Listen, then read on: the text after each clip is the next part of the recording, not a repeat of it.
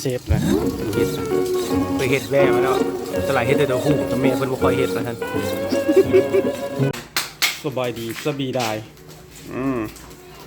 วันนี้เรา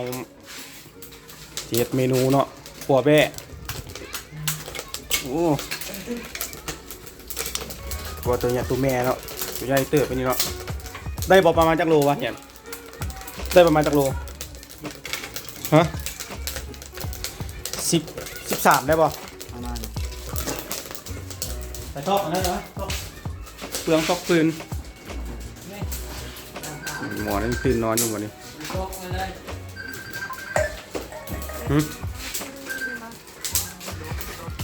ทางน้ำกับหมอนะตัวนี้ลวกกันเนาะลวกอะไรกะเพราเนาะใครแล้วเขามีตัวผู้เดี๋ยวคักอยู่เนาะอันนี้มีตัวแม่ไว้ทำมันโอ้ยอดเลยตัวผู้นี่โอ้หมักอันทะมันเอาหำเนาะอันตัวเมย์ไปแต่ว่าเขามันก็จะได้อยู่เขาเขามันนี่เผาไฟใส่เหล้าเนาะแซ่บเนาะ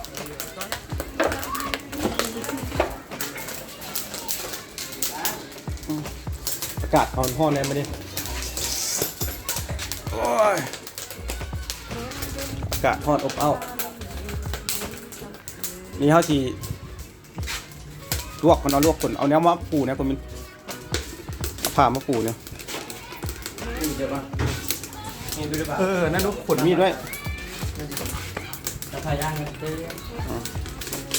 เชฟปะนี่นะฮะเนาะ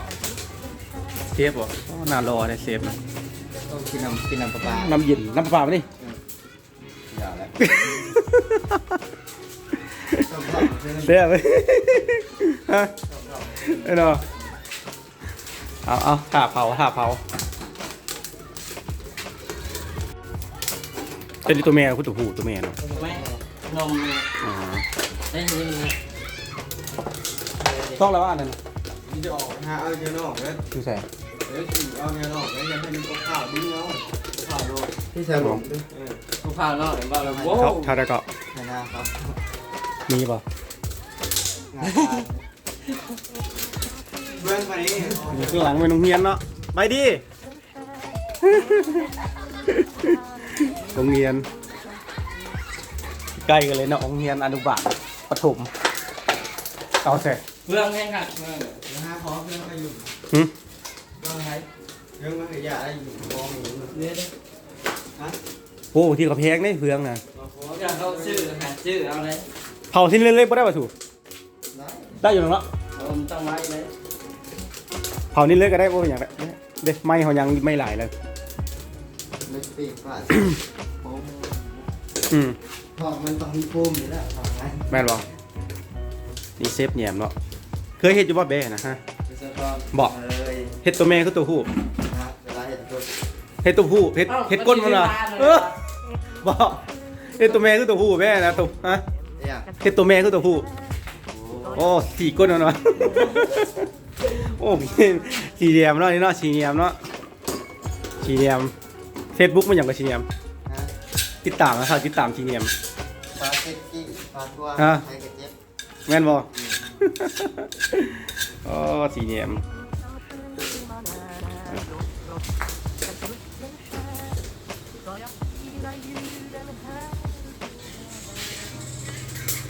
หัวเคยเห็ดบ่เคยเห็ดแว่บ่ฮะบักเหี่ยมได้เคยนะเคยเห็ดแว่นะต้องไปข้างน้ำกันเนาะข้างน้ำเบื้องต้นเนาะฉีดลวกก่อนแหละหลังจากลวกแล้วเอาผลออกเบิดแล้วเขาก็ยังคิดเผาอีกเนาะเผาผลน้อยอีกเนาะนี่เป็นแม่ตัวเมย์มีเข่าเนาะเข่ามันเท่ากับนี่เนาะตัวแซ่บเนาะพุดออกเนาะพุดออกตัดออกแล้วก็เผาไฟก็มีโลกเผาอีกใส่แซ่บเลยติดตามกันเซฟนะผู้เฮ็ดนะไปเฮ็ดแว่มาแล้วสลายเฮ็ดตัวผู้ตัวแม่เพิ่นบ่ค่อยเฮ็ดนะท่านมาแย้มเฮ็ดตัวผู้เหรอเฮ็ดก้นนั่นน่ะบอก อาบน้ำไหมน้ำมันนะถูได้ไหมเบี้ยถูได้หัวชิงไข่ นั่นแหละเวลาเผาเดี๋ยวผม เผาแล้วฮุกเผาถูเนาะ ขาตอนเผาคุณอยู่ผม โมเมนตี้ตอนนี้ที่ อ๋อตอนเผา ตอนเผาเนาะเอาแต่เซฟว่าตั้งแต่นั้นเอาย่องเลยแหละ ต้องถอยมันสิวะเอาหนัก สีแยมตอนที่เขาก็เริ่ม เผาแล้ว เรื่องขาตอนนี้นะ มา กินน้ำไหมเนี่ยเผาออกผลมันออกเบิดแล้วกับเผาเนาะเป็นบอส แล้ว มันจะครับเผาเขาเผาเนาะเผาลวกก่อนลวกออกขนออกเนาะลวกออกขนออกแล้วก็หลังจากนั้นเขาก็เอาไปเผาเนาะเผาไฟแล้วก็เพื่อมันมีขนน้อยขนบัวมันเขาเพื่อเอาออกแล้วเขาก็คั่วแล้วก็มักเมนูใดก็เฮ็ดตามใจมักเลยเนาะเมนูแบ้ก็มีปิ้งหรือว่าปิ้งเลือดแป้งเนาะ แป้งก็ได้มันแป้งที่ขนาดเป็นแบบ เลือดแป้งน่าจะบ่ได้นะเพราะว่าแบ้น่ะเอาบ่ได้ขามันเนาะตัวนี้เนาะมันตายกระทันหันเนาะ บ่ได้ตั้งโต บ่ได้ตั้งตัวเนาะถ้าว่าเขาตั้งใจแบบว่าเอามาเฮ็ดอาหารเลยน่าจะเอาเลือดมันเนาะเอาเลือดมันได้เนาะอันนี้เขาจะมีการเฮ็ดเมนูหลักๆก็คือจะเป็นปิ้งกับอบเป็นเนาะตัวนี้ปิ้งกับอบเนี่ยเขาเอาขนออกเบิดก่อนเนาะเอาขนออกเบิดแล้วก็เขาสิเผามันนี่จอกหน่อยก็ได้มัน ลูกออกยังไง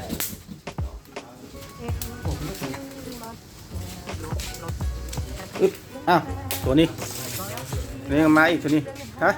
เงี้ยวท่าอย่างนี้มันก็จะคิดเลยเนาะโอ้ยอยากได้กินแล้วเนาะ เอากินมาลูกท่ากินยังแน่ แน่แบบซี่กันท้องกันโอเคอันนี้ก็ถ่ากินได้เนาะ อ๋อมันมูมีปุดติดตามนากาย นี่ตะกายเรามาเย็นอยู่พี่ไอ้ของนั่น เงินบอก เรามาเย็นดิ ว่าลูกปีเนาะกูบ่เคยนะปี บ้งซุกหน้าคนกับหน้าเบ้คือกันเลย หน้าคนกับหน้าเบ้คือเลย ขี้แห่มันดมๆคือแห่มีบ่ เอาบทดราม่ากันเนาะตอนนี้เนาะอันนี้เป็นอาหารเลยอาหารพื้นบ้านของลาวเฮาเนาะประเทศไทยน่าจะห้องว่าตัวแพะแม่นว่าตัวไม่เนาะประเทศไทยห้องแพะเนาะตอนนี้เนาะลาวห้องมาแบะเนาะแบะเป็นอาหารของคนลาวที่นิยมเนาะมีห้านอาหารมีปิ้งอย่างข้างใน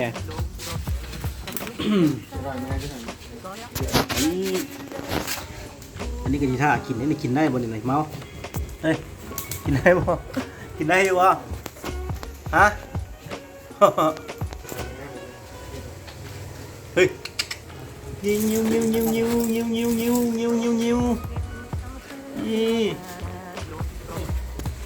กินได้บ่ลูกกินได้บ่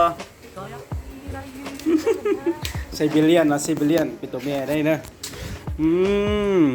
แห้งเลยเนาะแห้งนะยิ้มใส่กล้องอีกจะไปลวกมือกันนะลวกมือกันบ่ได้สีแยมเซฟแยมเนาะแยมสุดทอนแม่มาแยมมึงกล้องได้แยมทักทายกล้องได้ไหมเห็นหน้าเราอีก สบายดีกล้องเลย สบายดีเลยสบายดีกล้องเนี่ยนี่เทปแยมอยู่บนธรรมดาเราเคยเห็นบ่แยมป๊าบหมิ่นนะว่าดูหมิ่นยัง เกิดน้ำมัน ฮะขี่ไหมเฉยเป็นบ่ปกติเนาะยันถึกกระเพาะมันเนาะมันทางออกมา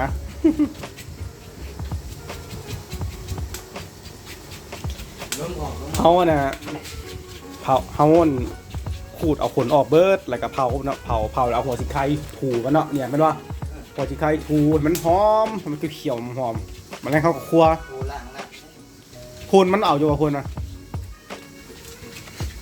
สิเนี่ยมาพูดดูว่าจะเอาขี่เกมอะไรเอาติดตามกันได้ติดตามกันเด้อตัวเมย์หางมันเนี่ยโอ้ตัวนี้หัวไว้กันนั่นนะขูดออกรถหัวมันนะ แย่ เพราะมันเผาแน่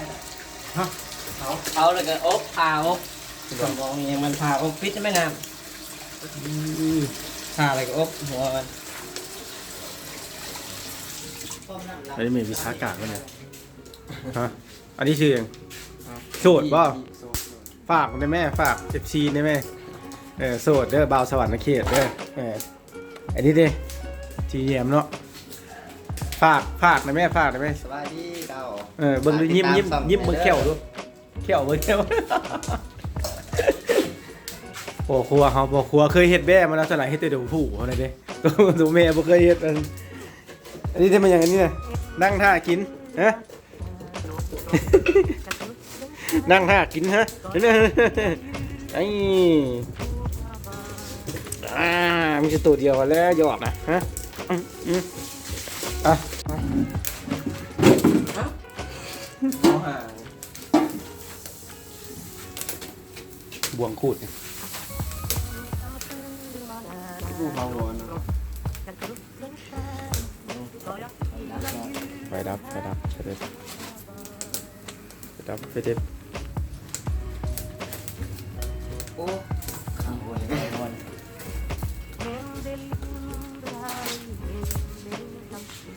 มันลวกแล้วนะขูดคนดอกเผาไปนี่นะไฟคอยไปที่ไฟพอดีป่ะ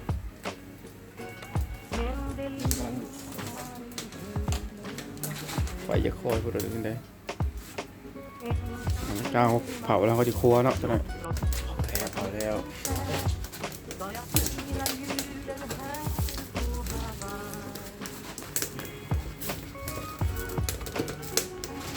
เอาแล้วขูดว่ามันเนี่ยเอาแล้วเขาชิคายขูดเหรอ เพราะว่าเราคนไทยถูกตามหนัง สีบหน่อยเนาะ เผาไหมครับ ตอนหน้าแล้ว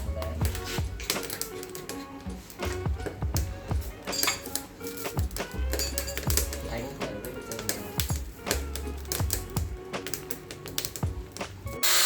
ไปยังอันนี้เป็นยืดแบบใหม่ยืดว่าชอบ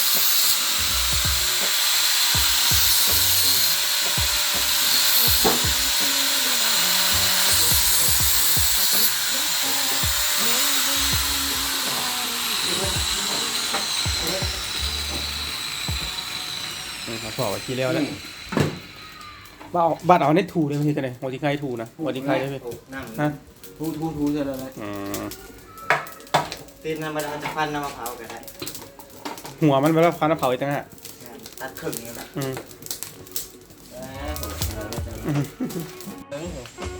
หัวเนาะเอาหม้อมาใส่ดีไหมเอาใส่ซีนใส่เครื่องนอกเครื่องในดีเอาซ้ำมาใส่ดีดินมันต้องสดเนาะเอากลัวไว้เฮ็ดเป็นสิ้นไว้เราจะเฮ็ดอะไรเฮ็ดเนาะอาจิปิ้งกับมักไว้ ต้นชนิดต้มเอาเพราะเรามีใครไหม นี่เป็นการครัวเนาะแนวอยู่แนวกินเนาะบดราม่าได้เลยเพี้ยเนาะต้มเพี้ยแบ้เนาะภาษาท้องถิ่นว่าเพี้ยภาษาลาวว่าเพี้ยเนาะถ้าว่าง่ายก็คือแม่นอุจจาระอ่อน ภาษาไทยอุจจาระอ่อนเอากับครัวปลาไว้เนาะจะมีหมดหนังหมดตับหมดเครื่องในอยู่ใส่อร่อยเครื่องในแข็งดูเครื่องในอันนี้เขาจะเฮ็ดอบอันนี้เนาะแยกออกอบตั้งหากปิ้งตั้งหากหมดกระดูกข้างมันนี่เป็นปิ้งหมดหนังมันนี่ปิ้งแล้วก็เฮ็ดอบนำอันนี้เขาปิ้งกินส่วนหนึ่ง บ่ได้เอือบเนาะมันแล้วจึงใส่กับบักนาวเนาะเนาะเนาะฮะก็ยังว่าไปเอาอยู่ห้านมืด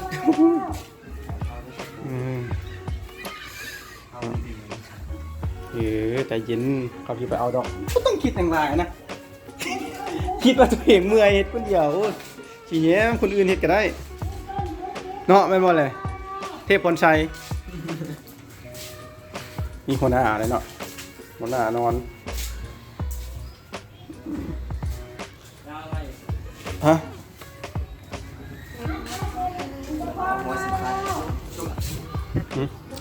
วันนี้เขาปิ้งกินซื้อเอือบต่างหากให้ต่างหากเขาจะกินปิ้งแบบเขาซิมมาซื้อปิ้งซิมมาซื้อ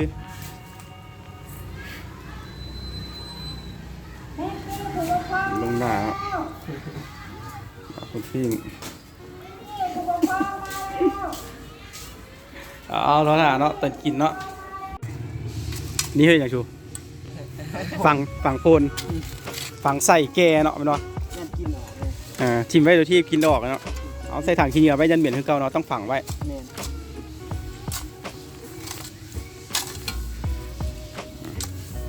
อะอันนี้ซีนอ่อนมันเนาะซิมเบิงจีเนียมกินข้าวเคียงแล้วนะเพียบรันคนเพื่อเจ้าเพียนะ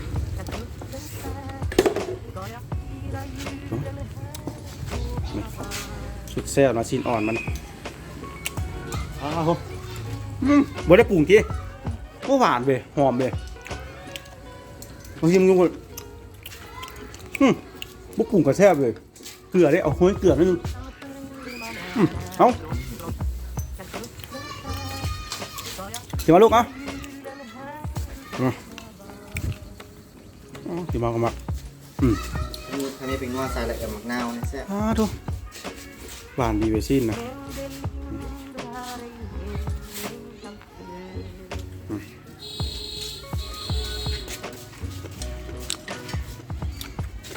แบบ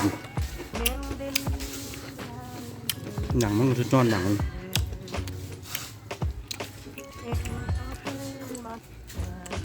เอาไหม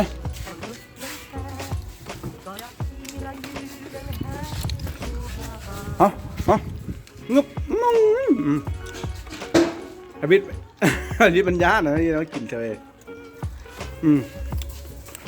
มาเลยวุฒฮะมุกกินมุกกินไหมกินเบิ้งด้วยจ้าบ่ก็อยากให้มันเนื้อแซ่บเนาะเมาเนาะ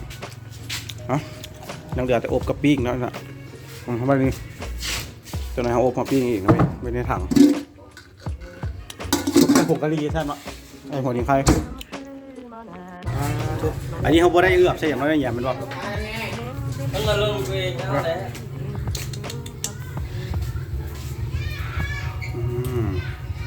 นี่สีก็มาอันนี้เขาบ่ได้เอือบใส่ยังเลยวะใส่สีวะมันก็สีงามใช่ปะสุดยอดเลยมันอ่อนดีเหลืองเนาะก็เป็นรสชาติกว่าพี่เด็กกันแล้วนั่นไงจมูกเป็นยังไงนี่มั้ยก่อนมั้ยโอเคข้าวกินได้ช่างกินได้กินเตาถ่านก่อนเตาถ่านก่อนอุ้ยยังไงนะคือไงโอ้มีขี้บามึงจะอยู่มาได้นะเข้ากับน้ำลำนี่เนี่ยกินก่อนโอ้ยนี่เลยอันนี้นี่โอ้บ้านกินโดดเลยแซ่บเลยแกงเลยพอครัวได้พอครัวอึ๊บโตซีนมาซอยชิ้นมาซอยทั้งเพลงลาวนะทุกมวลมาที่ถือลิขสิทธิ์ได้ไปลง YouTube นะเอาไปซอยอาชีพมาซอยออกไหมฮัลโหลเป็นน้ำข้นเย็นบ่ออกมาเลยนะเนี่ยซอยกินไปน้ำเนาะเย็นไปน้ำกินไปน้ำทีละหน่อยไปพวกเป้าพวกฟัง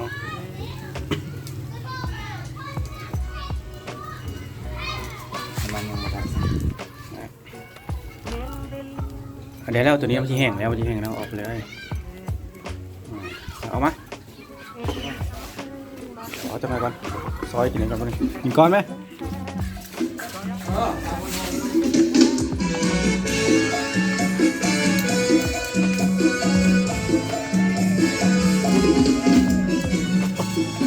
กินบ่เนี่ยเอาก้อนนี้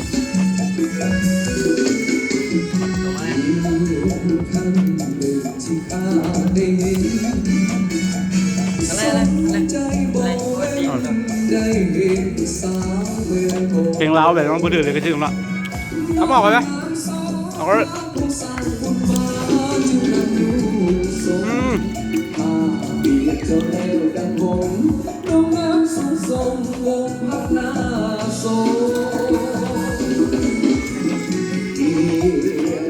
กูท่าปุ่มเนาะ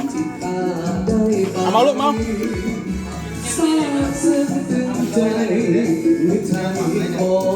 บ่ได้เอื้อมเกลือป่ะ เกลือความน้อยนึง บอก ข้าวไปโวยมันกิน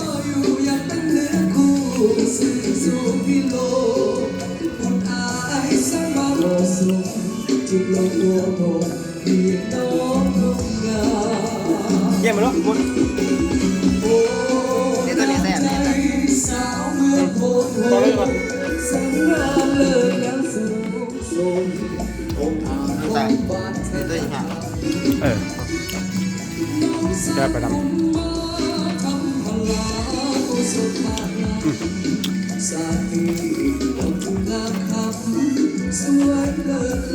เราไม่ได้กินโดนยังแซ่บ บ่ได้กินโดนแล้วเบียร์ แซ่บอ่ะ อันนี้ไม่อย่างมันเลย แซ่บเลยเอ็นหลังมัน เอ็นลังบอกกึดได้เอ็นลัง นี่ตัวนี้แซวสันหลังมันพอ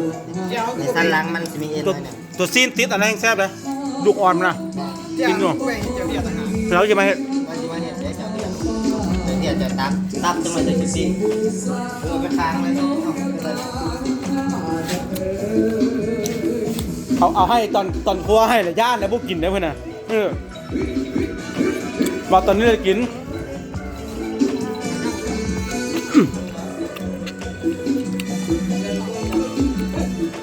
แซ่บอ่ะ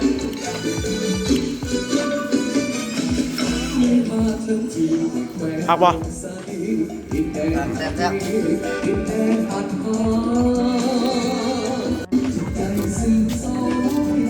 เคียวเพียเนาะอันนี้เขาห้องว่าภาษาลาวเขาห้องว่าเพียก็คือเป็น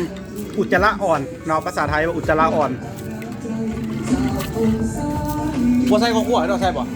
บัวได้ใส่ข้าวคั่วเนาะเพียแบบนี้เนาะ ใส่ก็ได้ให้มันขุ่นได้น้ำเนินน้ำเนิน ไม่ที่เดิมกันไม่ได้นะ อืม เดือดเนี่ยนะ เอาแก้มให้ใกล้ดูพักมาโอ้ขมมันอ่อนอันดำเลยสุดเลย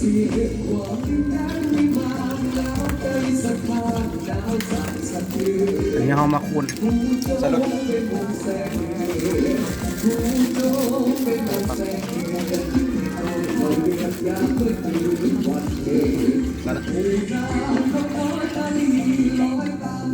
ชิมมันดู